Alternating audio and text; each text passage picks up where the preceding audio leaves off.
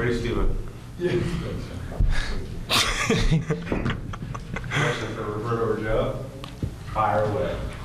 Fire away, fire away. Oh, hold the fire. Okay, let's go. Questions. Roberto, what's the mood of the team now? The mood of the team, it's we're still up. I mean, we're still confident. I mean, we've been in a lot of games, and like I've been telling everybody, I think we've been trending in the right direction. It's just getting over that final hump, and I think we're getting closer and closer each game. It seems like to be a common mistake for you guys lately. After these close ones, you're right there, 37, 38 minutes, just can't finish the game. What are the emotions and frustration with the fact that that's been the common trend, and you're going through these experiences, and you haven't been able to maybe apply it the next time and finish it off? The emotions has definitely been tough. It's been tough, to be right there and to lose at the end. It definitely puts a sour taste in your mouth, and it hurts a lot more than maybe. I mean, not necessarily a blowout, but the close wins when you're right there, those hurt. Really, those hurt the most. But like I said, I mean, we just got to keep going back to practice and just try to focus on the things that we lack at the end of the games, and just try to perfect those as much as possible, so that we can limit those opportunities, those second chance opportunities for teams late in the game. Roberto, what is the mindset, or what's the game plan going into those final few seconds, like against Cal or maybe against USC? What is the team trying to do in that situation? We're just trying to find the best shot possible, and I mean, I think we've had some good looks, and I mean, some of them haven't fallen, and they haven't turned out the way we wanted. But I mean, that's basketball. That's the game of basketball, and it's not always the ball's always not gonna fall in your court, and you just got to be ready for the next game and just try to execute to the best of your ability the next time. You're probably the best scorer on the team. I think there's probably a lot of people out there are saying, why isn't Roberto taking that last shot? Well, I mean, you got to think about it, and knowing that, or having people feel that way. I mean, there's definitely going to be a lot of people keen on me, so it's definitely. I feel confident in everybody else on the team to get a good shot. I mean, USC. I mean, Devon Collier. I mean, you look at him and his field goal percentage in the paint. I mean, he's really high. Ahmad Starks. I mean, he's a big shot player. He always makes shots in the clutch. So I mean, I'm not mad at all by those last second shots, and it's actually cool to be a decoy sometimes and just try to have one or two guys come at me, so free up somebody else. So it's all right. I think we're gonna hit a game winner sooner or later. Is there a part of you though that wants to be taking that last second shot? Oh yeah, most definitely. I mean, I'm a competitor. I want to take the last shot, but at the same time, I'm smart, and I know that if two guys are on me and a guy wide open has a better chance to make it than me with two guys on him. So. Well, yeah, the play was to you, right? Well, I was trying to give him the ball. I was trying to give him the ball. Yeah, we set up a play, and they denied the play perfect, and I mean, we didn't get a chance to get a shot off, but I mean, they did a good job at the end of the game. You got to give credit to Cal. They really played us well at the end. Joe, when other teams look at the Beavers and they see them at the bottom of the Pac-12 standings, do you think they kind of look at the team and say easy win, or do you think they, like Coach Robinson was saying, look at the team and say, every school in the Pac-12 is tough to play?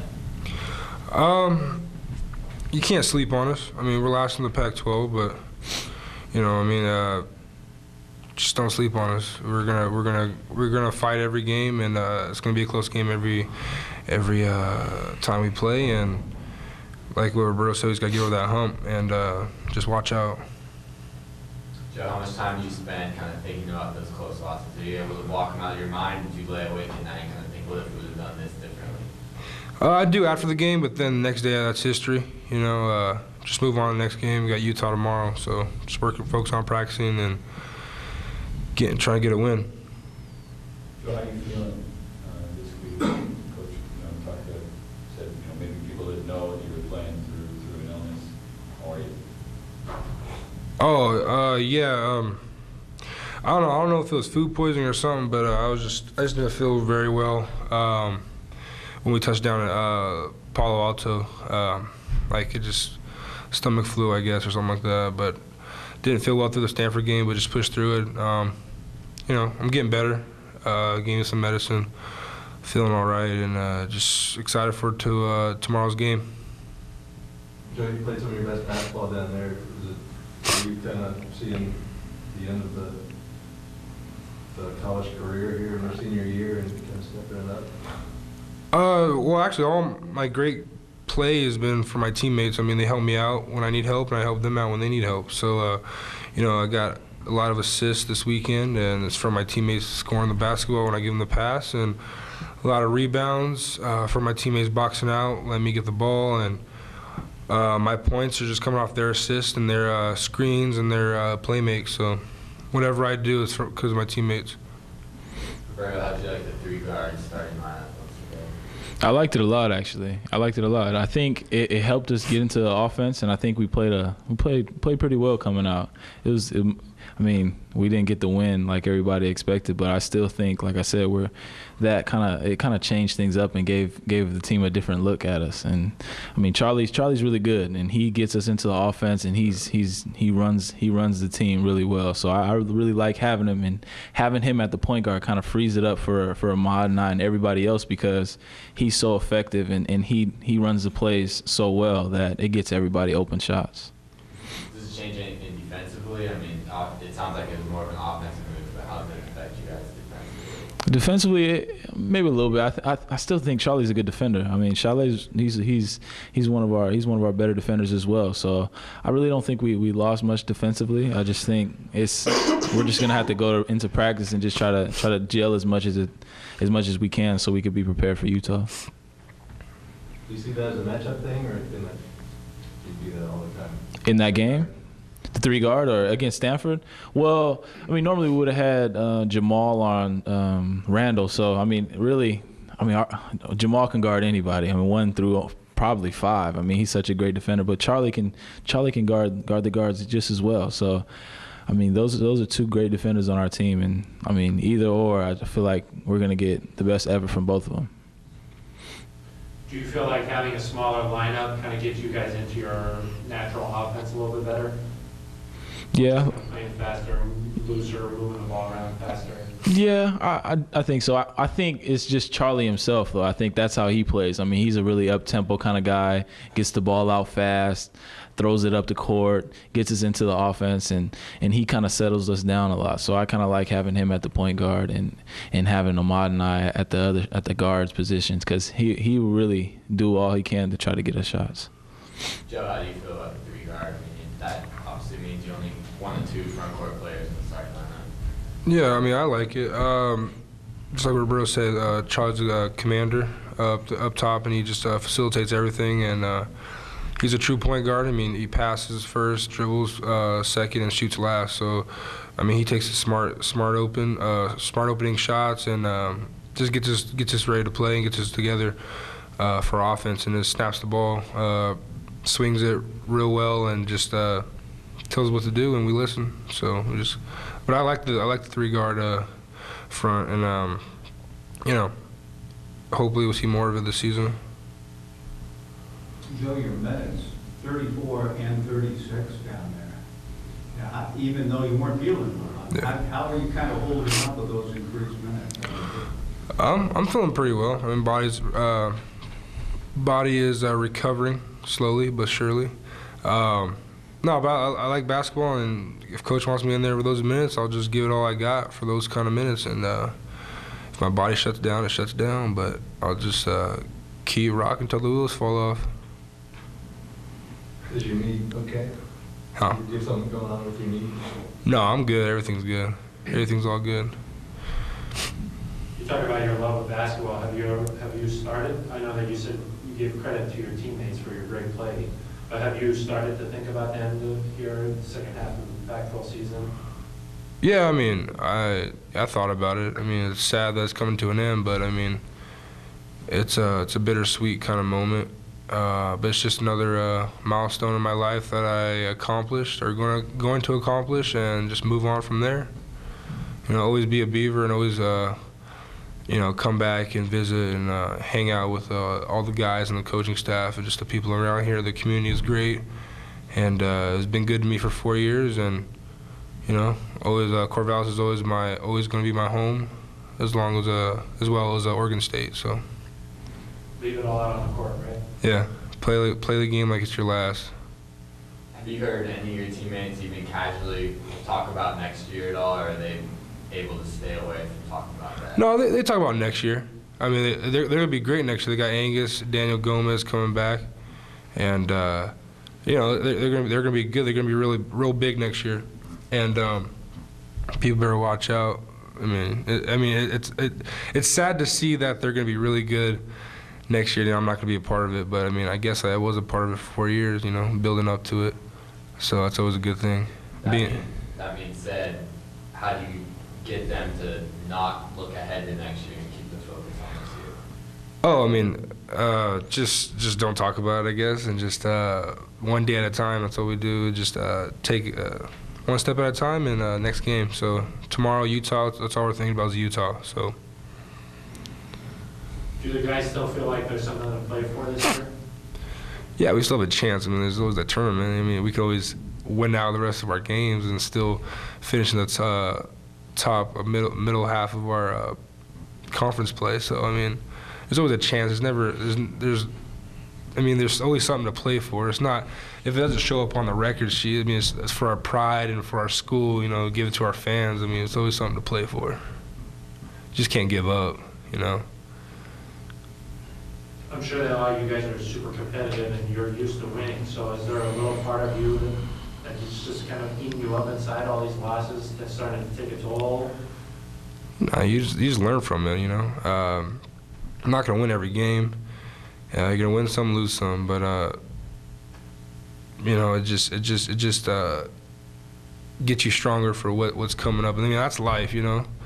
I mean, sometimes you get things that you ask for and what you deserve, and sometimes you don't. So I mean, you just can't let that discourage you. You just can't let it, you know, break you down. You just gotta keep your head up, keep pushing, and just try it again until it falls through. Then you take on the next challenge the same way. That's the same for you, Roberto? Most definitely. I'm not down. I know Joe's not down. The team's not down. I mean, we're not giving up. I mean, we're still fighting. You watch the games. We're fighting. We're not walking around with our head down, showing bad body language. We're still out there competing with these teams, and there's still a lot to play for. I mean, we know that the season's not over.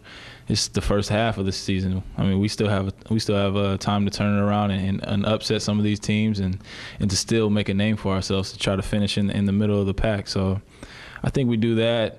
I mean, and do well in the tournament. I mean, we still have a chance. So it's not over yet. I'll tell you that right now. And you're still going to get our best effort as far as the players and the coaching staff. So we're all on board still, and we're just going to continue to stay together and just fight to get over that hump. How much are you talking about or using the word desperation, and do you feel like the level is where it needs to be going into the second half? Desperation. I don't think we use that word. Yeah, I don't think we feel desperate to get a win. I mean, we know that we need to get a win, but I don't feel like there's desperation. I mean, we're playing to win, but I mean, even though we haven't got as many wins as we thought we would or maybe have should, I mean, I don't think we feel desperate. We just got to keep playing hard, and when we play hard and play together, I think it'll all just come out and it will lead to a win. So I don't think desperation is something that we're focusing on. We're trying to focus on the X's and O's and how we can better ourselves to you know, win those games in the last 5 minutes. Yeah, and like Roberto said, desperation is not in our vocabulary. So, I mean,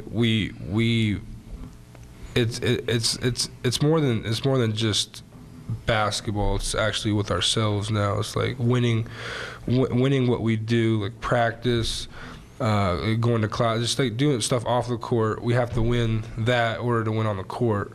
So, I mean, like with Stanford, we played a 40-minute game, you know, or a 39-minute game all the way through. I mean, we kind of won it inside, but we didn't win it on the stat sheet and on the final score. So we win in some aspects, but you want to win the whole thing. So that's what.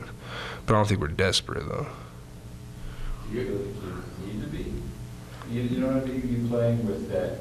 You said earlier, you're playing like it's like a game like it's your last. But you feel desperation is a part of that. Desperation a part of what? Losing? About playing the game like it's your last, because, Oh, I'm gonna desperate to play them desperate the games come in the end of the season.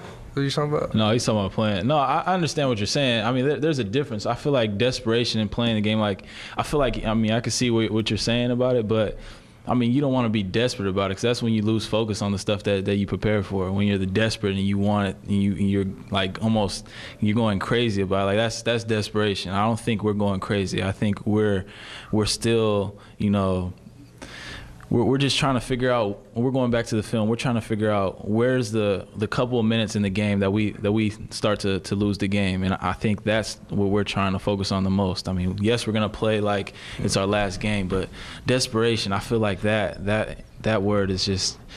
I don't know. I think it's a little. It's kind of heavy. Yeah, it's extremely heavy, and it has. I mean, you don't want to be desperate for anything. I mean, you want to work hard for it, and I mean, like you said, I guess play every day like it's your last.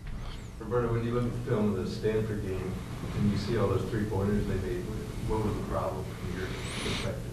Oh, okay. Well, the Stanford game, I mean, first off, let me start off by saying if I make my 3 free throws, it could be a different game. So I'll get that out the way. But, I mean, you look at that, right? So late in the game, Randall is trapped in the corner, and the time's running out, and he throws a over-his-head pass when he wasn't even looking to one of the bigs that hit a 3. I mean, those are plays that just don't happen all the time, and I think they shot the ball really well that night. And I don't think they're gonna go and hit that many threes. I mean, Powell and Houston, I mean, they're out there draining threes. So I don't think that's gonna happen again. I think they're shooting the ball well and they're playing really well, and I got to give credit to them for that night. But I think we still played good D and made them take shots that they probably wouldn't normally take. So.